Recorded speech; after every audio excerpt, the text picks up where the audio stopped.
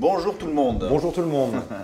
Donc en fait, vous êtes nombreux à nous poser des questions sur le DE-JEPS qui est organisé par le CREPS de Montpellier et les clubs ou les structures d'entraînement alentour. Et donc avec Guillaume Roté, ici présent, qui est en charge de l'UC3, de la partie entraînement, et moi, Olivier Lerouge, donc je suis le coordonnateur de la formation, on a décidé qu'on allait faire une petite vidéo pour vous présenter un peu plus précisément les contours, voilà, et les contours de cette formation. Alors donc, vous avez le sommaire là, sur la droite, vous pouvez le voir. Donc d'abord, c'est quand passer le DE-JEPS. Ensuite, on abordera la question du programme. On fera un petit focus sur les supports volants parce que quand même, c'est un élément fort de la formation. De ce DE, oui. Exactement. Puis après, les questions de prérequis, les sélections et la question des plans individuels de formation, hein, donc comment on adapte le dispositif. Voilà, en fait, ne tardons plus. Allons-y. Allons-y. Alors, quand passer le diplôme? Tiens, Guillaume. Il faut se décaler. Ouais, Surtout que je suis grand, moi, donc... Quand est-ce qu'on le passe, ce diplôme? Quand on veut. Non, quand on est prêt. Non, mais ça, le DE, voilà, ça se crée un peu dans un cursus. Hein, voilà, généralement, on est pratiquant. Ouais. Et puis, on se dit, tiens, oh, c'est sympa la voile, peut-être que je dois en faire mon métier. Ou, tiens, je gagne un petit peu d'argent l'été, je suis étudiant. Donc, généralement, on passe à un CQP pour être moniteur. Et puis, on se dit, tiens, c'est quand même un boulot sympa. Il fait beau, on est à la plage, on fait du bateau. Donc on se décide de passer un BP, enfin pardon, pas un BP, excusez-moi, si, BP-JEPS, c'est pour ça que je me suis repris, BP-JEPS. Et puis pareil, on a envie un peu de gravir les échelons, d'avoir un peu plus de connaissances et puis tiens, on se décide de passer un DE et ça tombe bien parce qu'on a mis en place un DE. Voilà, c'est ça. DE-JEPS, pardon. DE-JEPS en fait, et là on est plutôt, sur le BP, on est plutôt sur la valence initiation, perfectionnement, animation, souvent au sein d'une école de voile. Hein, ça peut se faire en croisière ou en voile multisupport. Et le DE, c'est plutôt ciblé sur l'entraînement. Hein, donc, comment on amène des gens à aller vers la compétition et vers la performance. Vers la performance. Ok. Donc voilà. Alors, à quoi il ressemble notre DE? Donc ça, c'est moi qui le fais. Il est beau. Ouais. Donc le DE, c'est 19 modules de formation qui sont répartis dans 4 unités de compétences. D'accord? Chaque module, en gros, hein, de manière générale, c'est une semaine de formation, de façon groupée. Ça, c'est pour faciliter les allègements et les problématiques d'emploi du temps. Les 4 UC, donc ça c'est réglementaire, hein, c'est lié par le texte, on n'a pas le choix. C'est 2 UC autour de la notion de projet, donc concevoir un projet d'action et coordonner la mise en œuvre d'un projet d'action. L'UC3, c'est sur les problématiques d'entraînement et de formation de cadre, mais on est vraiment sur, c'est d'abord l'entraînement, comment on développe un dispositif qui va amener, générer de la performance, hein, peu importe les niveaux sur lesquels on intervient. Et enfin, l'UC4, c'est l'UC transversale entre le BP et le DE, c'est celle qui concerne l'enseignement, donc initiation, perfectionnement, donc plutôt dans une logique loisir et école de voile. Voilà. Ensuite, il y a des stages à réaliser, mais on va y revenir parce qu'on va vous présenter chacune des UC de façon plus précise. Donc c'est toujours moi qui continue à parler. Vas-y, parle. J'aime bien parler de toute façon, Olivier. Voilà, j'aime bien parler. Et donc il n'y a pas Tiffaine Ventre. Donc là, la personne qui gère cette UC1-2, c'est Tiffaine Ventre, quelqu'un qui a eu une expertise forte autour de la gestion de projet au CREPS de Montpellier. Donc là, on a 5 modules, enfin un peu plus, mais voilà, en gros, on a 2 modules autour de la conception de projet, la méthodologie de projet, et 3 sur les problématiques de mise en œuvre du projet, de coordination, donc avec des problématiques de communication, des problématiques de gestion d'équipe, des problématiques de budget, des problématiques de diagrammes de Gantt, de SWOT, enfin plein de mots qui font peur, mais en tout cas qui permettent de piloter des projets. Et là, dans le contexte de cette formation, l'idée c'est que vous développiez un projet avec un domaine d'expertise que vous avez autour d'une discipline sportive, enfin la voile là en l'occurrence.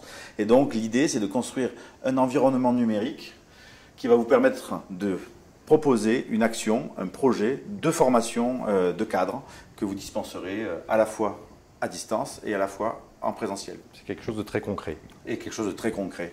Et surtout aujourd'hui une compétence qui va devenir très très importante parce qu'aujourd'hui être capable de faire de la formation en ligne, c'est quand même... C'est une bonne carte de visite. C'est une bonne carte de visite.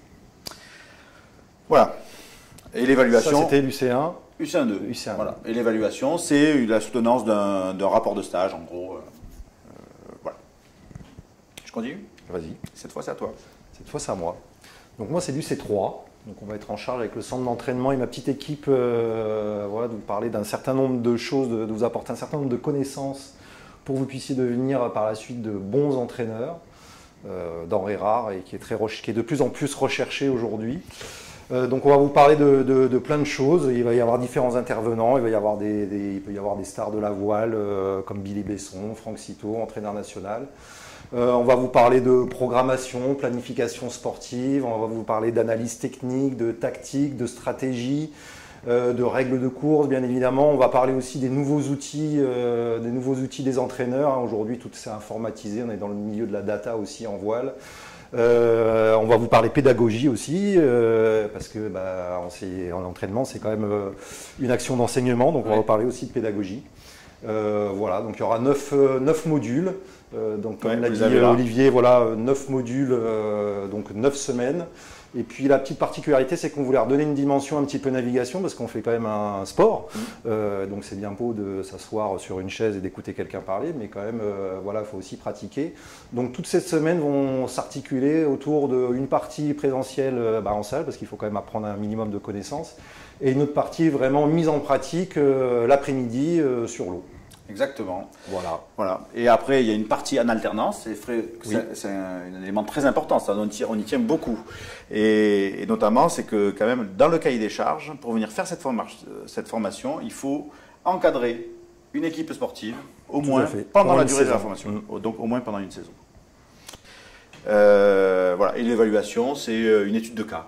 Tout à fait. Liée à l'entraînement. Et une petite ouverture sur la formation de cadre, mais ça, c'est un détail, un demi-détail quand même. On continue. Alors, l'UC4. Donc, l'UC4, si vous êtes BP quand même, on y reviendra plus tard, mais si vous êtes BP JEPS, c'est une UC que vous n'aurez pas à passer, vous l'aurez par équivalence. Mais si vous venez passer le diplôme dans son intégralité, que vous n'avez pas d'équivalence en amont, c'est une UC qu'il faudra passer cette UC.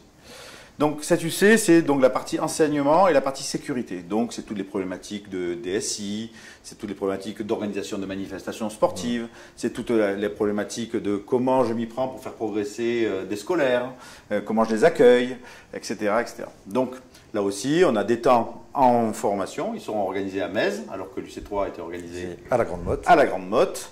Et donc voilà, et donc de l'alternance avec de l'encadrement des publics écoles de voile et puis sûrement le suivi en matière de sécurité d'une manifestation sportive. Et l'évaluation, c'est une séance que vous mettez en place sur l'eau dans le cadre d'un cycle de séance. On continue? Allez, on continue. Ah, il faut qu'on se déplace. Il faut qu'on se déplace. On y va en volant. C'est quoi ce bateau derrière là?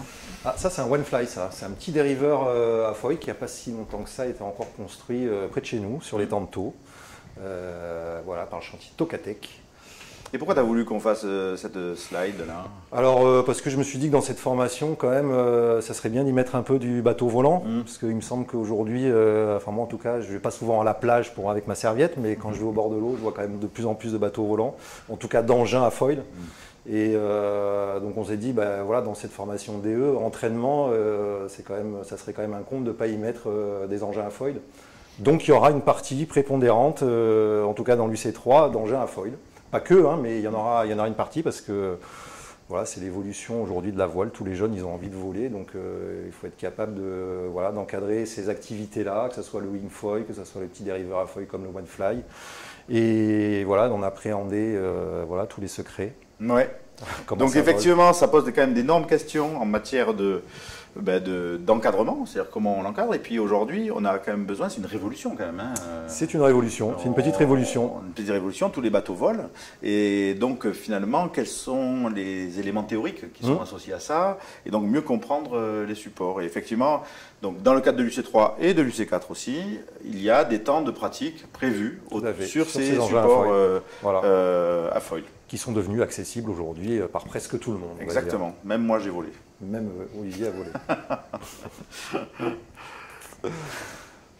Alors, oui, là, bon, on ne va pas y passer beaucoup de temps, mais effectivement,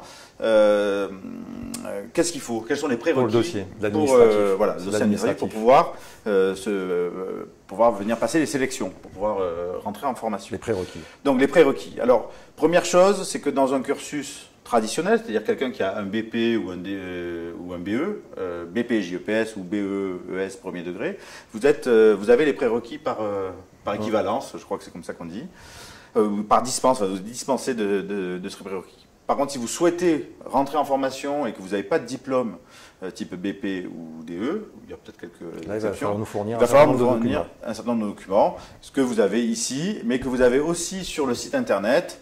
Et ça vaut le coup d'aller voir parce que, voilà. Donc il y a une question de niveau technique, des participations à des compétitions, de l'expérience en termes d'encadrement, etc., etc. Voilà. Je vous invite à aller voir et si vous avez des questions, vous nous contactez. On enchaîne. Ah, il faut se redécaler. C'est bien, toujours. Il y a des pièges. Oui, ça c'est moi qui m'y colle. Allez, vas-y. Donc ça, c'est la question des UC acquises de droit. Donc c'est pareil, c'est-à-dire que là, vous avez un parcours qu'on vous a présenté tout à l'heure, avec l'ensemble des modules et des UC, mais selon les diplômes que vous avez, vous pouvez être dispensé, ou avoir de droit plutôt, certaines UC. Donc par exemple, si vous avez déjà un DE, par exemple un DE Kite, vous êtes dispensé, enfin vous avez de droit l'UC 1-2. Si vous avez un BP ou un BE, vous avez de droit l'UC4. Si vous avez les deux, il ne vous reste plus que l'UC3 à passer. Et l'UC3, si jamais vous êtes en même temps, c'est marqué formateur national plus un BP VMS ou croisière avec l'option VMS, vous avez aussi l'UC3 acquise de droit.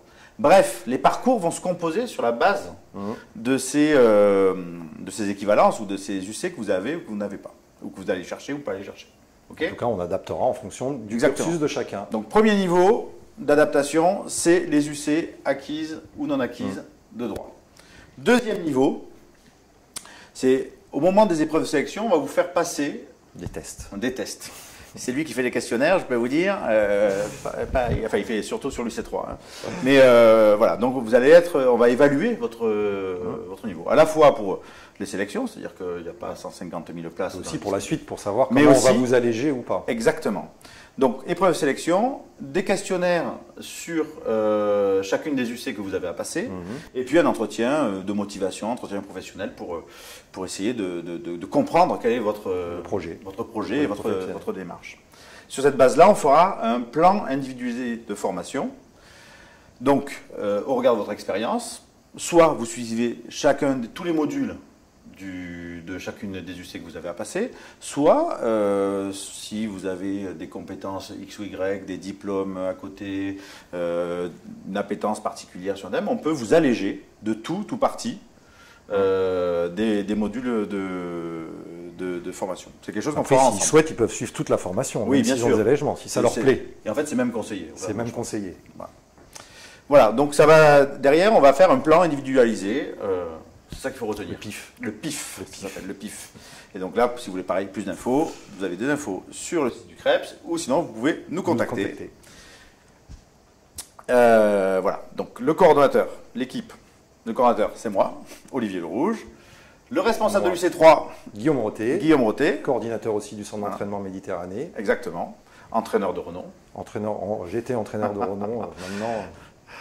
Tiffaine Ventre, c'est notre référente UC1-2 sur cette formation, sachant que l'UC1-2 se fera avec d'autres formations, donc des kiteurs, probablement des plongeurs, même c'est sûr. Et l'occasion de rencontrer plein de monde. Exactement. Et se faire un bon réseau aussi, parce que la voile c'est une petite famille.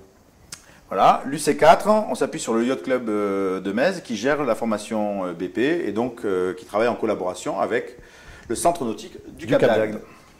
Voilà. Et les intervenants, écoutez, c'est des entraîneurs, des sportifs, des cadres fédéraux, des formateurs du CREPS, bref, tous les gens qui vont... que la crème. Que la crème de la crème, voilà, c'est ça. Bon, voilà, écoutez, on ne va pas aller plus loin. Pour les questions de coûts, l'administratif, etc., vous pouvez nous contacter, contacter les services administratifs du CREPS. Un élément important, c'est ce qui est marqué ici, c'est que c'est une ouverture qui est ouverte à l'apprentissage.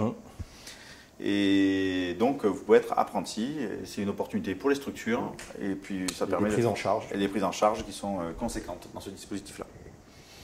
À bientôt. À très bientôt. Et bonne journée. Et bonne journée.